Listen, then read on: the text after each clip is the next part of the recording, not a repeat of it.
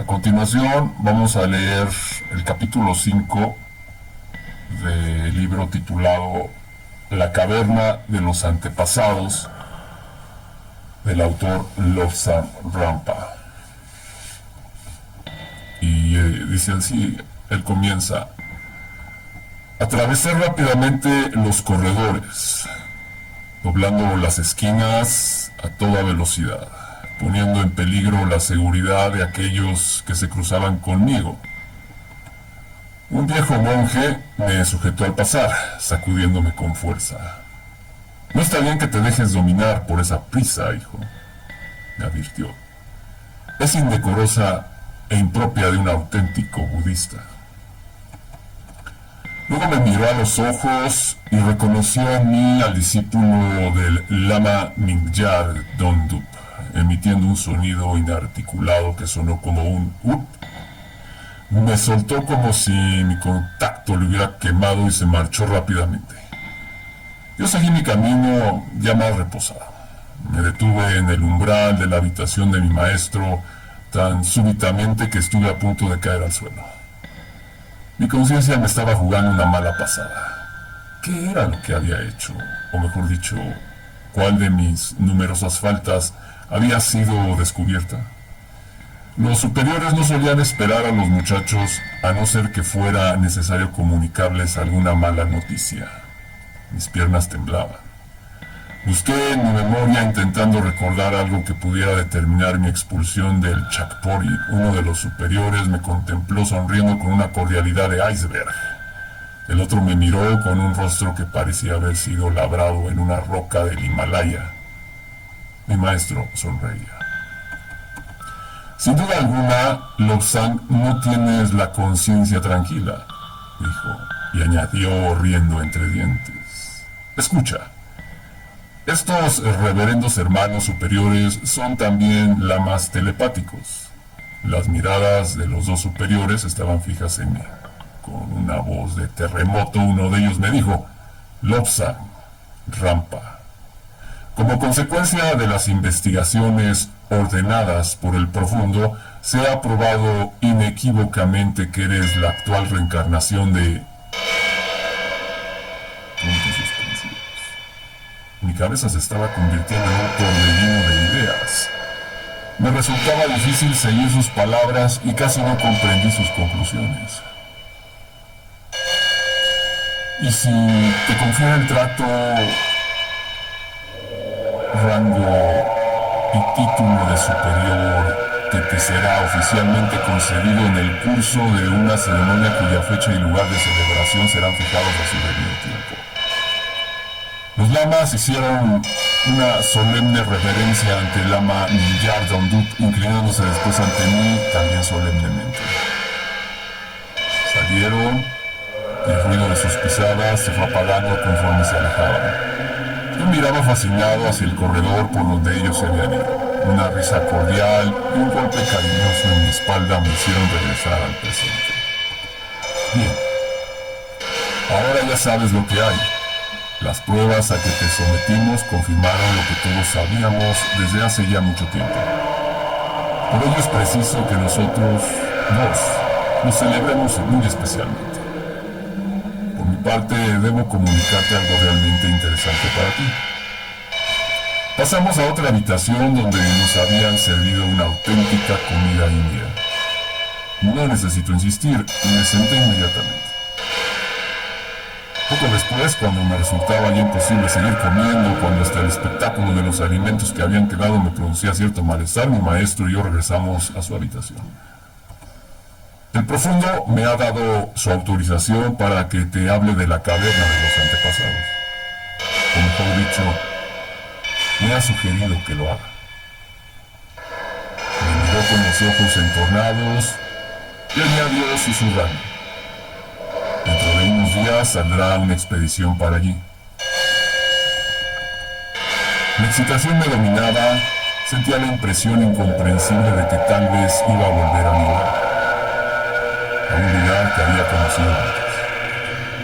Mi maestro me observaba fijamente. La intensidad de su mirada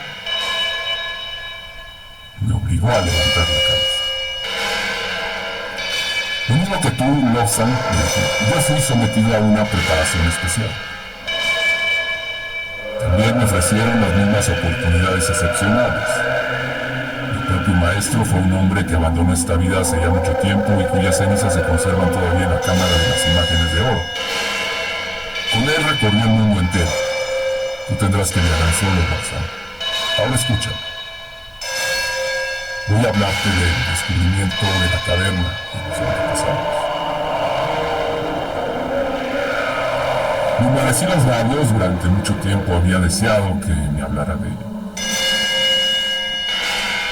En una lamacería, lo mismo que en todas las comunidades, los rumores se difunden muy a menudo con cierto carácter confidencial. Algunos rumores eran sin duda alguna solamente rumores que carecían de fundamento. Pero desde el primer momento me pareció que los rumores relativos a la caverna de los antepasados constituían algo muy distinto y los creí ciertos. Yo era un lama muy joven, Lobsang, dijo mi maestro iniciando su relato. Junto con mi maestro y otros 3 lamas jóvenes estábamos realizando una exploración en unas montañas lejanas.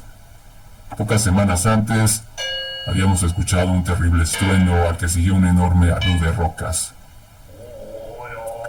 Salimos dispuestos a investigar la razón de aquel acontecimiento. Durante varios días exploramos la base de un enorme cúmulo rocoso. Al amanecer del 5.º día, mi maestro despertó, aunque según todos los indicios no había despertado del todo, parecía estar absorto. Le hablábamos, pero no nos respondía. Yo me sentía lleno de preocupación ante la sospecha de que pudiera estar enfermo. Pensaba en la forma adecuada para descender con él varias millas de montaña con el objeto de intentar salvarle.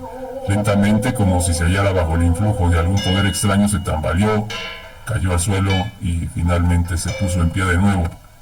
Después, vacilante, empezó a saltar sobre las rocas y a caminar como en trance.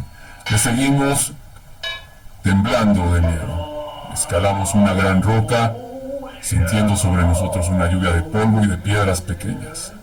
Llegamos al fin a la cima y observamos el terreno.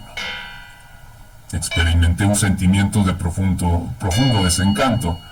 Ante nosotros había un pequeño valle lleno de rocas. Sin duda alguna era allí donde se produjo el derrumbamiento cuyo estruendo había oído. Al parecer fue provocado por algún temblor de tierra o por algún fallo del terreno que se había acentuado poco a poco. Las grandes grietas y las piedras partidas hacía poco tiempo reflejaban la luz del sol. El musgo y los líquenes privados de todo apoyo colgaban llenos de tristeza. Me di la vuelta disgustado. Allí no había nada que llamara mi atención, a no ser un enorme montón de rocas.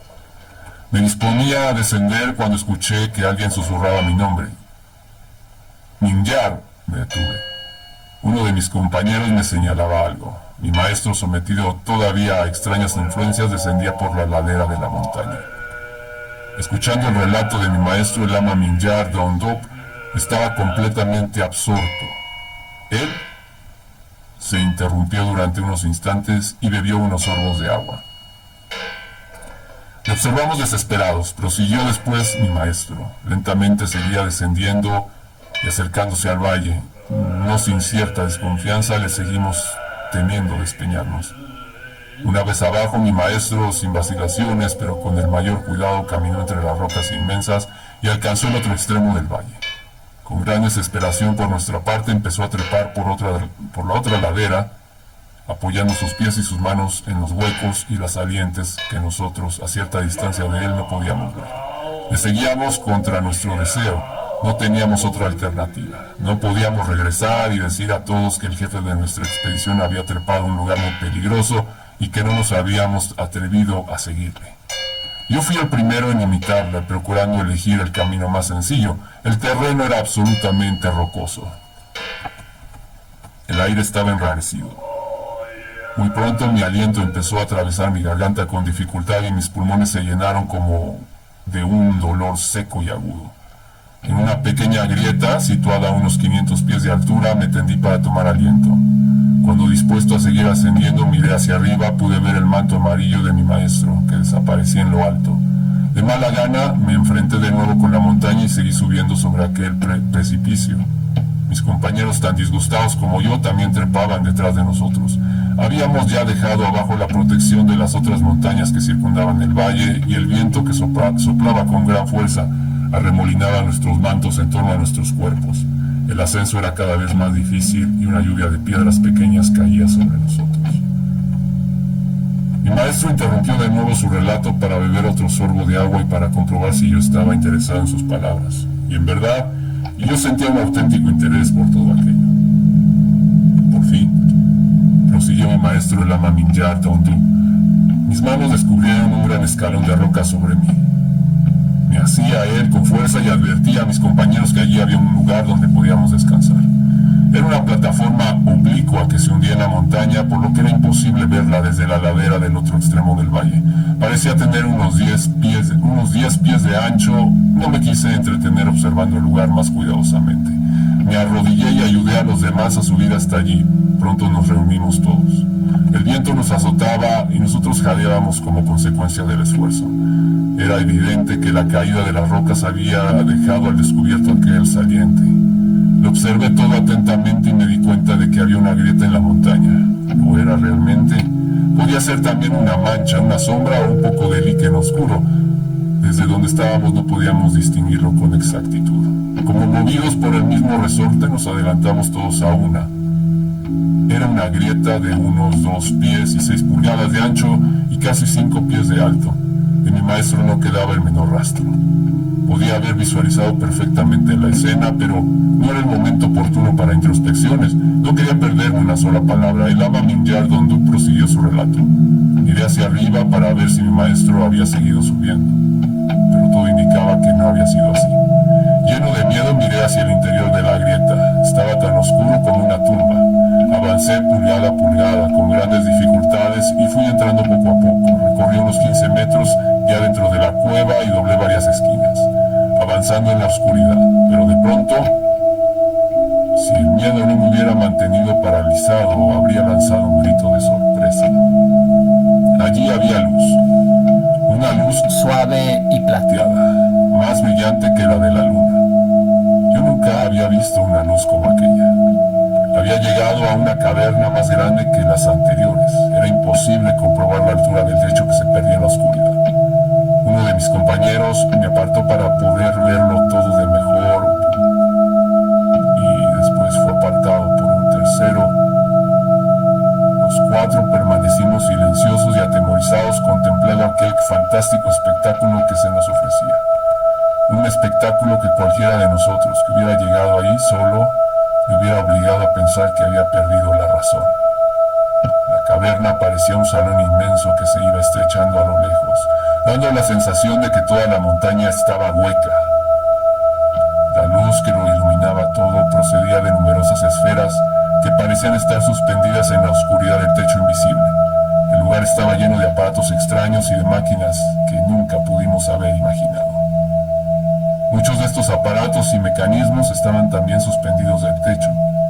Con gran asombro me di cuenta de que algunos de ellos estaban recubiertos con un cristal extraordinariamente transparente. Mis ojos debían estar desorbitados de sorpresa, porque el Lama Mingyar Dondup sonrió divertido antes de proseguir su apasionante historia. Ante aquella insólita visión, nos habíamos olvidado por completo de nuestro maestro, que pareció de pronto haciéndonos dar un salto de miedo. Sonrió burlón al ver nuestros ojos de sorpresa y nuestros rostros atemorizados. Nos dimos cuenta entonces de que ya no estaba dominado por ninguna fuerza poderosa y extraña. Juntos lo recorrimos todo y observamos aquellos extraños aparatos. Carecían de significado para nosotros. Constituían tan solo un conjunto de metal al que se le había dado las formas más exóticas. Mi maestro se dirigió a una puerta negra construida, al parecer en los muros de roca de la caverna. Cuando iba a tocarla, inesperadamente se abrió. Todos empezamos a creer que aquel lugar estaba hechizado y que éramos la víctima propiciatoria de alguna fuerza alucinógena. Asustado, mi maestro retrocedió de un salto y la puerta se cerró de un golpe. Uno de mis compañeros, dando muestras de una increíble valentía, alargó su mano y la puerta se abrió de nuevo. Una fuerza irresistible parecía impulsarnos a continuar adelante. Intentando inútilmente detener nuestros propios pasos, atravesamos el umbral. El interior estaba tan oscuro como la celda de un eremita. Dominados por un impulso increíble, avanzamos algunos pies y nos sentamos en el suelo. Durante unos instantes permanecimos allí temblando de miedo. Poco a poco, al comprobar que no sucedía nada anormal, nos fuimos tranquilizando. Después escuchamos una serie de extraños clics, como si golpearan o se rasparan dos objetos de metal. Escuchando el relato del Lama Mingyar Dondup, yo temblaba sin poder evitarlo. Estaba seguro de que si hubiera estado allí me habría muerto de miedo. Mi maestro prosiguió. Con lentitud casi imperceptible, vimos como una niebla luminosa se iba extendiendo ante nosotros, desvaneciendo la oscuridad. Al principio parecía solo un pequeño germen de luz azulada, lo mismo que si un espíritu se estuviera materializando de pronto. La niebla luminosa se fue extendiendo, incrementó su brillo, y entonces pudimos ver máquinas inverosímiles, llenando por completo aquel salón inmenso, a excepción del centro del mismo, donde nosotros nos habíamos sentado. La luz daba vueltas, se agitaba, aumentaba y disminuía de intensidad hasta que por fin asumió una forma esférica. Yo tenía la extraña, la inexplicable sensación de hallarme en presencia de alguna máquina antigua que chirriaba al ponerse en marcha después de muchos milenios de inmovilidad. Nosotros 5 estábamos pasmados. A mi cerebro pareció llegar una llamada como si fuese lanzada por algún monje telepático que de repente se hubiera vuelto loco. Pero después aquella primera impresión se desvaneció y la llamada adquirió la nitidez del lenguaje. Mi maestro carraspeó para aclararse la garganta. Iba a beber agua de nuevo, pero cambió de parecer. «Vamos a tomarnos un té, Lobsang», dijo. Agitó la campanilla de plata. El monje sirviente, adivinando nuestro deseo, llegó con el té y con dulces. En el interior de la esfera luminosa vimos unas formas que se agitaban, dijo el Lama Mingyar Dondup. Al principio eran confusas, pero poco a poco fueron adquiriendo nitidez y dejaron de ser simples formas, y entonces empezamos a contemplar antiguos acontecimientos. Pero, honorable Lama, le pregunté lleno de impaciencia, sin poder contenerme por más tiempo, ¿qué es lo que viste? El Lama se sirvió un poco más de té. Pensé que nunca le había visto comer ningún dulce indio. Tomaba mucho té, eso sí, pero su alimentación era realmente sobria, moderada. Los gongs llamaron al servicio del templo, pero el Lama no se movió. Cuando el eco de los últimos pasos de los monjes se apagó a lo lejos, suspiró profundamente. «Ahora ya podemos proseguir», dijo, volviendo a su relato. «Eso es lo que vimos y oímos, lo mismo que tú podrás ver y oír dentro de poco. Hace varios milenios hubo sobre la Tierra una civilización floreciente.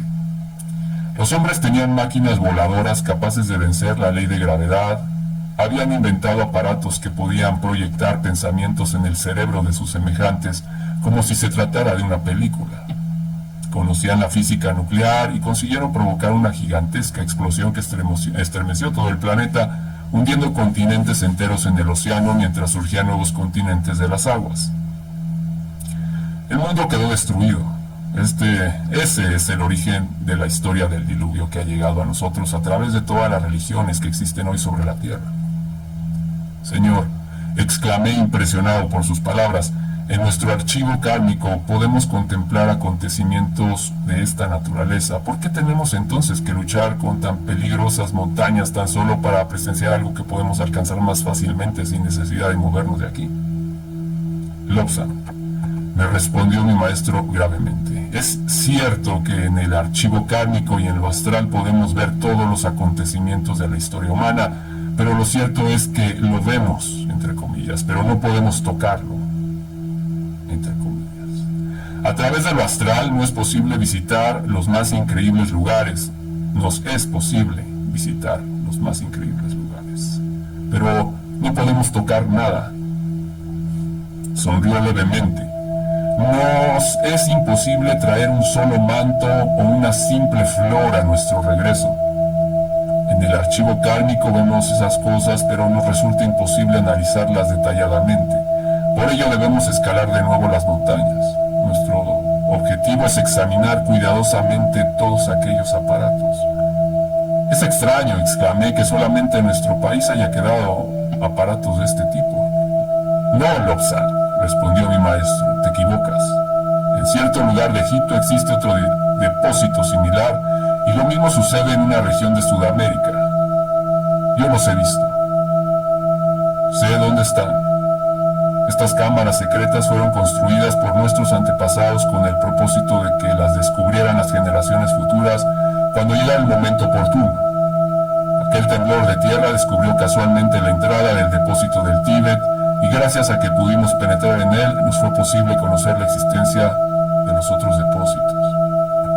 Pero la jornada está terminando. Dentro de algunos días una expedición de 7 hombres, entre los cuales estarás tú, visitará de nuevo la caverna de los antepasados. Los días que siguieron me sentí dominado por la fiebre de la excitación, pero me veía obligado a mantener el secreto. Los demás debían creer que nuestro viaje a las montañas tenía por objeto la recolección de hierbas medicinales. Hasta en un lugar tan recluido como Lhasa, había siempre individuos dispuestos a aprovechar cualquier ocasión para enriquecerse. Los representantes de países como China, Rusia e Inglaterra, los mercaderes que llegaban desde la India e incluso algunos misioneros se mantenían constantemente vigilantes con el propósito de descubrir dónde ocultábamos nuestro oro y nuestras joyas o para aprovechar cualquier información que les pudiera resultar lucrativa. Por esa razón nos veíamos obligados a mantener en el mayor secreto el verdadero objetivo de nuestra expedición. Un par de semanas después de mi conversación con el Lama Mingyar Dondup, nos dispusimos a partir. Nos esperaba un largo viaje entre las montañas a través de senderos rocosos y de oscuros abismos. Como en la actualidad los comunistas han invadido el Tíbet, la situación de la caverna de los antepasados se ha mantenido en secreto, ya que la posesión de sus misterios y de sus máquinas les permitiría conquistar el mundo entero. Por ello, todo cuanto relato es auténtico y lo único que me veo obligado a silenciar es el lugar por donde pasa realmente el camino que conduce a la caverna. Los mapas y las indicaciones oportunas para determinar su situación exacta fueron depositados en un lugar secreto con el objeto de que cuando llegue el momento fijado, las fuerzas de la libertad puedan dar con ella. Lentamente descendimos por el sendero de la Lamasería de Chakpori y recorrimos el Kasyalinga, tras del cual llegamos hasta el río, donde nos esperaba el barquero con su lancha rodeada de vejigas de yak, hinchadas como globos, destinadas a asegurar la travesía. Éramos 7 en total. Por ello, al atravesar el río, el Ji-Chu, nos demoramos un poco, pero al fin nos reunimos los 7 en la otra orilla. Nos dirigimos hacia el sudeste cargados con nuestros paquetes de ropas y alimentos, las cuerdas, algunas herramientas y un manto de repuesto para cada uno. Proseguimos nuestra marcha hasta que el sol se puso y las sombras se agigantaron, impidiéndonos continuar. Después, envueltos en la oscuridad, hicimos una modesta comida de tzampa y nos tendimos a dormir entre las rocas. El sueño me venció enseguida. Muchos lamas tibetanos, siguiendo las prescripciones de su estado, duermen sentados. Yo y otros muchachos dormíamos acostados, pero también de acuerdo con la regla solamente podíamos dormir así si nos tendíamos exclusivamente sobre el costado derecho. Lo último que vi antes de quedarme dormido fue la silueta del Lama Mingyar Dondup recortándose contra el oscuro cielo nocturno, lo mismo que si se tratara de una estatua. Nos despertamos con las primeras luces del amanecer y tomamos un ligero desayuno. Luego cargamos de nuevo nuestros bártulos y proseguimos la marcha. Caminamos así durante 2 días. Después de atravesar las colinas, llegamos a las verdaderas montañas. Muy pronto nos vimos obligados a atarnos unos a otros, en fila, enviando delante al hombre más ligero, yo, con el objeto de que sujetara las sogas en las piedras más seguras, facilitando con ello el acceso de los demás. De esa forma fuimos escalando la montaña lenta pero progresivamente. Por fin, cuando nos hallábamos ante una inmensa roca casi desprovista de salientes donde poder apoyar los pies y las manos, mi maestro dijo: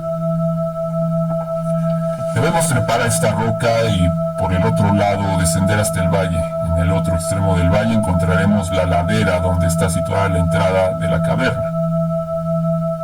Inspeccionamos la base de la roca buscando un lugar adecuado para iniciar el ascenso. Todo parecía indicar que la erosión había limado durante muchos años los salientes y las hendiduras. Después de haber perdido casi todo el día en búsqueda, encontramos un estrecho cañón por el que pudimos trepar, apoyando las manos y los pies en las rocas y un muro y la espalda en el otro muro.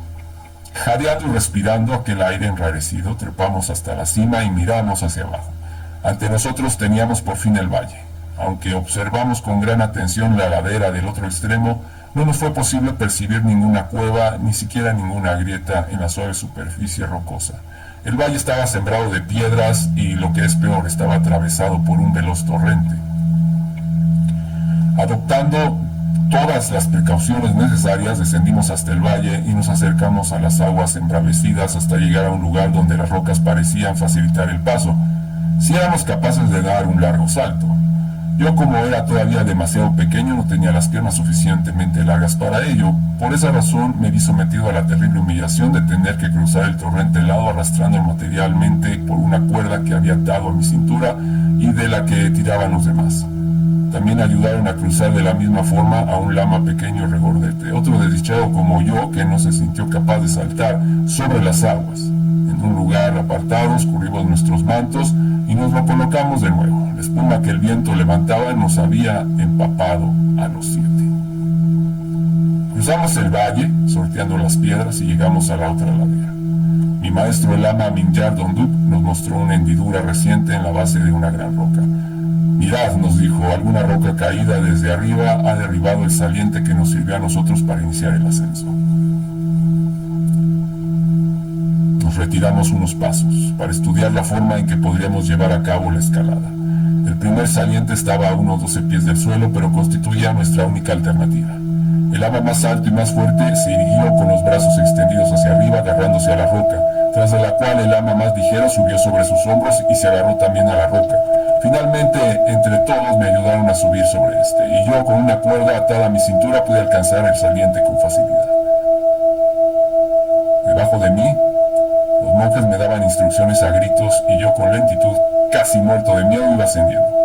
Por fin conseguí atar el extremo de la cuerda en uno de los salientes. Me hice a un lado y uno tras otro los lamas treparon, pasaron junto a mí y siguieron ascendiendo. Por fin, el último de ellos rodeó su cintura con la soga y siguió a los demás. Enseguida vi el extremo de la cuerda balanceándose ante mis ojos y escuché como me ordenaban gritando que me atara por la cintura. Mi estatura era insuficiente para poder trepar sin ayuda. Me sentí levantado en el vacío y entre todos me subieron hasta el lugar donde ellos estaban. Llenos de amabilidad y consideración hacia mi insignificante persona, me habían esperado con el objeto de que pudiéramos entrar juntos en la caverna de los antepasados. Confieso que me sentí conmovido ante su deferencia. Ya hemos subido a la mascota, murmuró uno de ellos. Podemos seguir adelante. Es cierto, le respondí, pero el más pequeño tuvo que iniciar el ascenso, o de lo contrario vosotros no habríais podido llegar hasta aquí. Acogieron mi respuesta con una carcajada. Después todos se volvieron a contemplar la oculta entrada. Yo miraba asombrado. Al principio me resultaba imposible distinguir nada. Veía solamente una sombra oscura que, más que una grieta, parecía un cauce seco o una mancha producida por pequeños líquenes. Después me di cuenta de que realmente las rocas estaban partidas. Una de los lamas me empujó hacia adentro. Pasa tú primero, dijo de buen humor. Así podrás ahuyentar a los malos espíritus y protegernos a todos. Así fue como yo, el más joven y el menos importante del grupo, entré antes que los otros en la caverna de los antepasados. Me arrastré a lo largo del estrecho túnel de piedra. Detrás de mí podía escuchar la respiración jadeante de los demás que me seguían. Súbitamente apareció la luz ante mis ojos y yo sentí que el terror me paralizaba. Inmóvil junto al muro rocoso contemplé aquel fantástico espectáculo. La caverna me pareció de grandes dimensiones, el doble que la gran catedral de Lhasa, pero a diferencia de la catedral, envuelta perpetuamente en una oscuridad que las lámparas de grasa trataban en vano de disipar. Allí la claridad era muy superior a la de una noche de luna, llena y sin nubes. Muy superior, de eso no cabía la menor duda. Contemplé las esferas que producían aquella luz y los lamas detrás de mí también las contemplaban asombrados. Los archivos antiguos dijo mi maestro, indican que la iluminación fue mucho más intensa cuando fue instalada. Las lámparas se van agotando a medida que pasan los milenios. Durante mucho rato nos mantuvimos inmóviles, silenciosos, como si temiéramos despertar a los que dormían allí. Desde hacía tiempo, después, como impulsados por una misma fuerza, avanzamos sobre el sólido piso de roca en dirección a la primera máquina que sería ante nosotros. Nos agrupamos en torno a ella, temiendo tocarla, aunque llenos de curiosidad por descubrir para qué servía. Parecía estar empañada como consecuencia de un largo periodo de inacción, pero daba la impresión de que estaba dispuesta para entrar inmediatamente en funcionamiento, suponiendo que alguien hubiera sabido cómo se ponía en marcha.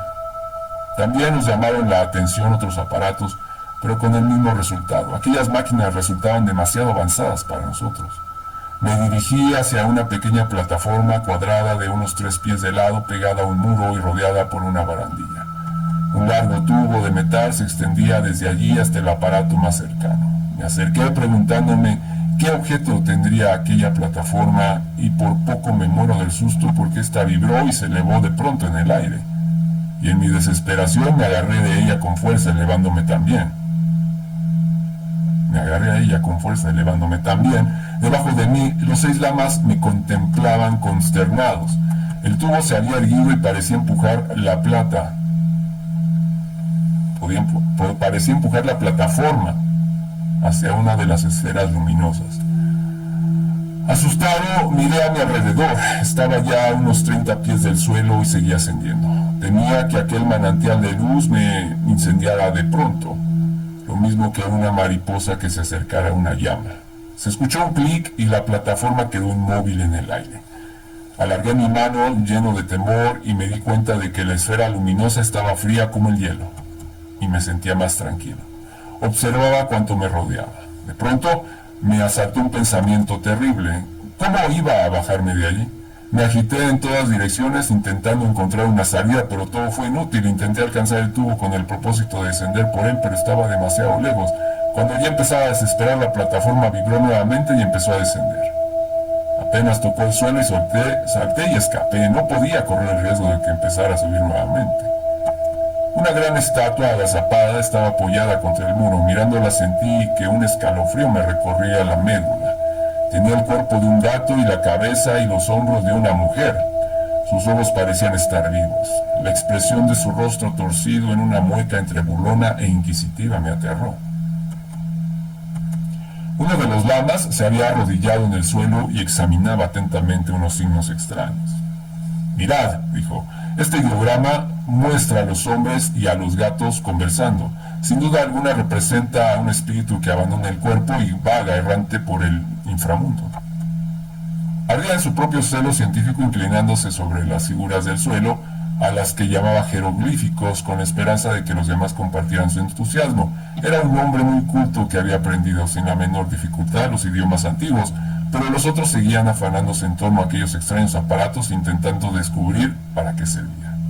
De pronto, un grito nos hizo volver los rostros aterrados. El lama alto y delgado se hallaba en un extremo del muro y había acercado su cara a una oscura caja de metal que la ocultó casi por completo.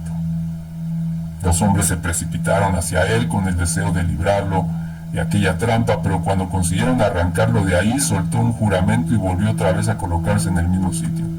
«¡Qué lugar tan extraño!», pensé. «Hasta el más tranquilo y culto de los lamas pierde aquí la razón». Cuando el lama alto y delgado se apartó, le imitó un segundo lama. Me pareció entender que en aquella pantalla veían máquinas en movimiento. Al final mi maestro, compadeciéndose de mí, me alzó y me ayudó a aproximarme a aquella caja sin duda alguna destinada a ser contemplada.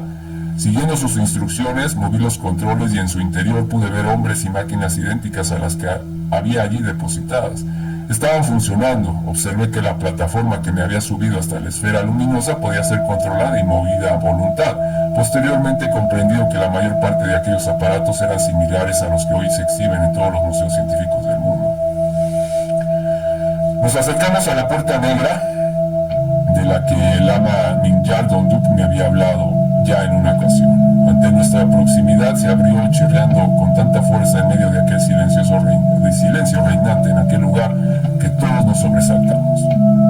En el interior dominaba la oscuridad más absoluta. Era como si estuviéramos rodeados por un enjambre de nubes negras. Nuestros pies seguían un pequeño canal excavado en el suelo, al final del cual nos sentamos. Después oímos una serie de sonidos metálicos y antes de que pudiéramos tener conciencia de lo que nos sucedía, la luz desvaneció.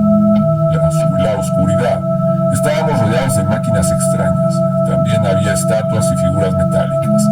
Sin darnos tiempo a contemplar nada, la luz giró sobre sí misma y se convirtió en una esfera, colocándose en el centro de la cámara sobre nosotros. Una oleada de colores osciló caóticamente y unas bandas luminosas aparentemente desprovistas de toda significación constelaron la esfera. Poco a poco fueron surgiendo formas confusas al principio que concertaron rápidamente, cobrando vida y extendiéndose sobre las 3 dimensiones físicas, y nosotros lo observábamos todo, absortos. Era el mundo de la antigüedad más remota, un mundo muy joven donde ahora hay mares, había montañas, y las montañas actuales eran playas en aquel tiempo. Su clima era cálido y estaba poblado por extrañas criaturas. Era un mundo dominado por el progreso de la ciencia. Máquinas insólitas volaban a pocas pulgadas de la superficie de la Tierra o a una altura de muchas millas. Los grandes templos alzaban sus cúpulas hacia el firmamento como desafiando a las nubes. Los hombres y los animales podían mantenerse unidos telepáticamente, pero no todo era dicha. Los políticos se enfrentaban unos con otros. El mundo era un campo dividido en el que cada bando codiciaba los territorios del otro. Los hombres vivían a la sombra de los densos nubarrones del miedo y la sospecha. Los sacerdotes de ambos bandos proclamaban orgullosamente que ellos eran los únicos predilectos de los dioses. Vimos sacerdotes delirantes como ahora predicando frenéticos la salvación de sus semejantes. ¿Y a qué precio? Los sacerdotes de cada secta aseguraban que matar al enemigo era un deber sagrado. Sin embargo, con el mismo apasionamiento, afirmaban también que todos los hombres eran hermanos, y la ausencia absoluta de lógica de sus teorías ni siquiera cruzaba por sus mentes. Presenciamos las grandes batallas de aquel mundo y nos dimos cuenta de que casi la totalidad de las víctimas pertenecían a la población civil. Las fuerzas armadas, protegidas gracias a sus dispositivos de defensa, solían estar fuera de todo peligro. Los ancianos, las mujeres, los niños, todos los que no podían luchar eran quienes en realidad sufrían los efectos de la lucha.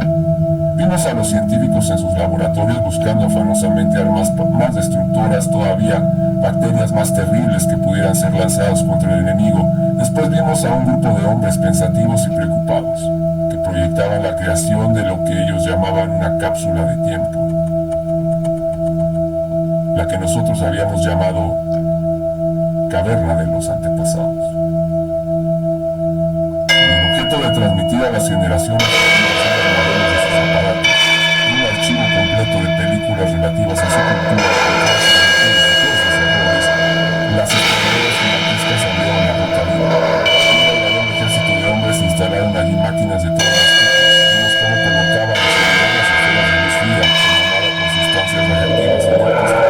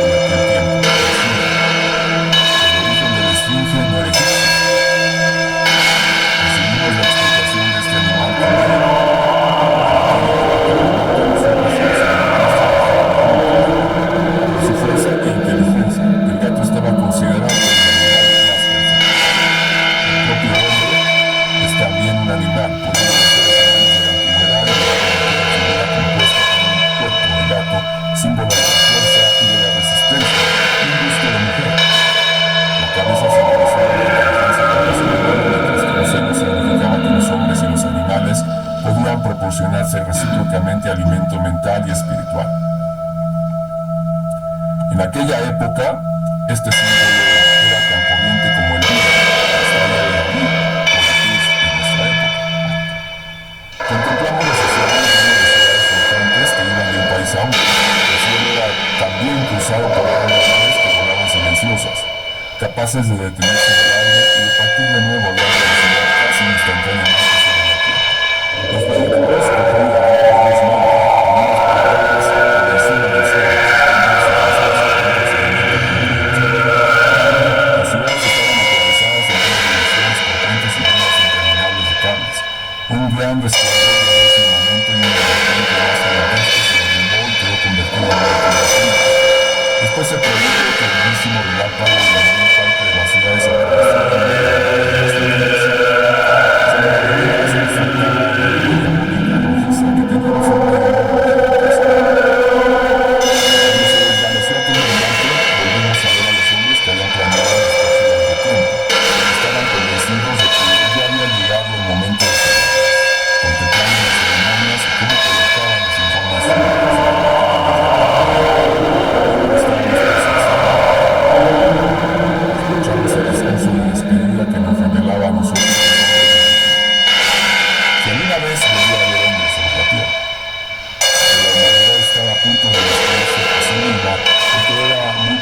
que así fuera, advirtiéndonos que en aquellas cavernas que daba constancia de sus invenciones y de una masa futura que tuvieran la inteligencia de descubrirlas y comprenderlas. Después la voz telepática enmudeció y la pantalla se quedó sin voz. En silencio, estupefactos ante lo que acabábamos de presenciar, nos sentamos en el suelo de nuevo y al momento la cámara volvió a iluminarse y nos dimos cuenta de que esta vez la luz procedía de los muros. Nos levantamos y nos dispusimos a inspeccionarlo todo. Había también numerosos aparatos y máquinas, maquetas de ciudades y puentes, construidos todos aquellos con un material cuya naturaleza desconocíamos. Algunos de los objetos estaban recubiertos por una capa de materia absolutamente transparente que nos intrigó. No era cristal, ignorábamos lo que era. Nos dimos cuenta de que estaba destinado a evitar que pudiéramos tocar los modelos protegidos en su interior. De repente dimos un salto de terror.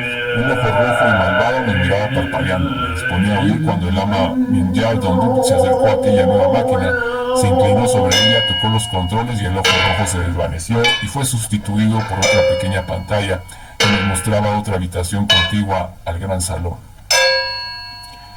Nuestros cerebros captaron un nuevo mensaje.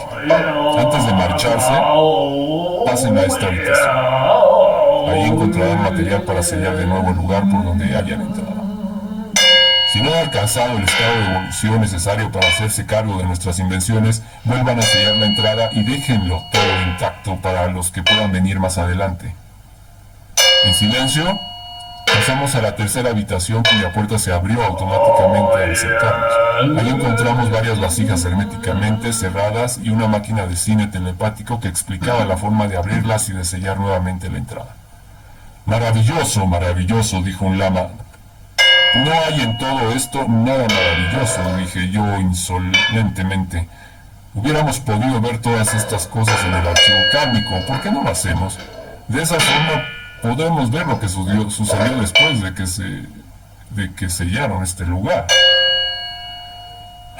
Los demás miraron inquisitivos. El jefe de la expedición, el Lama Mingyar Dondup, él asintió levemente. Nuestro Lord San da algunas veces muestras de inteligencia.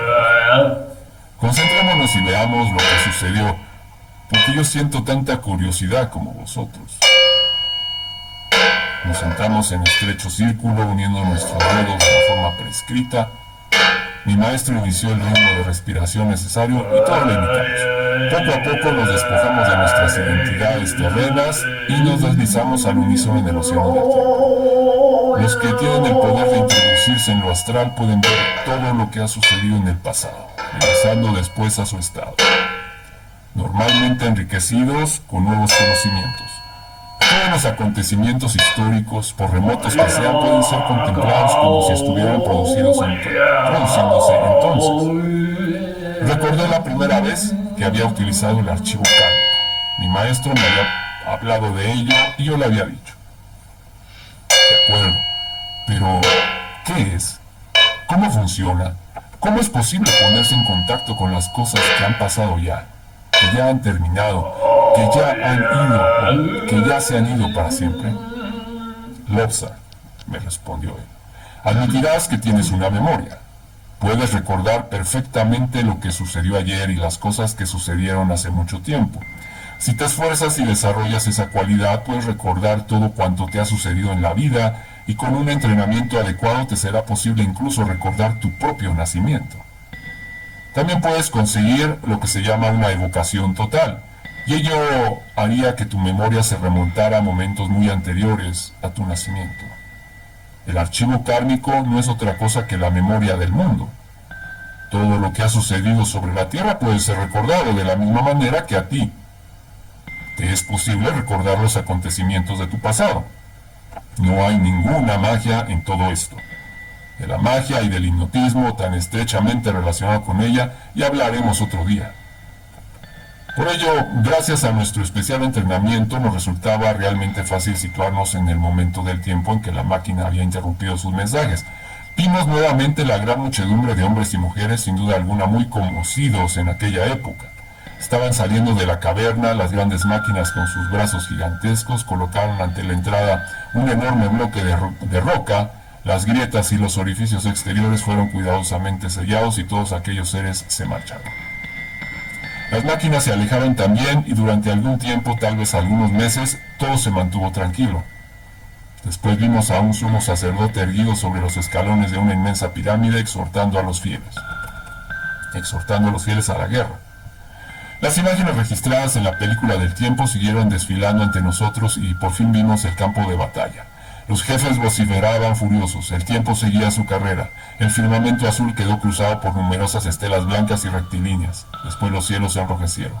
Todo el planeta tembló y se estremeció. Contemplando todo aquello sentimos que el vértigo se apoderaba de nosotros. La oscuridad de la noche cayó sobre el mundo, las negras nubes se incendiaron y giraron envueltas en llamas en torno a la tierra. Súbitamente las ciudades ardían y desaparecían por completo. Los mares encrespados invadieron los continentes, barriéndolo todo, y una ola gigantesca, más alta que el mayor edificio de aquella civilización, avanzó rugiendo estruendosamente y arrastró consigo los últimos vestigios de una cultura muerta. Tembló la tierra en su agonía y se llenó de abismos enormes que lo engulleron todo y se cerraron luego como las fauces de un gigante. Las montañas se quebraron como juncos en una tormenta y se hundieron después en la cima de los océanos.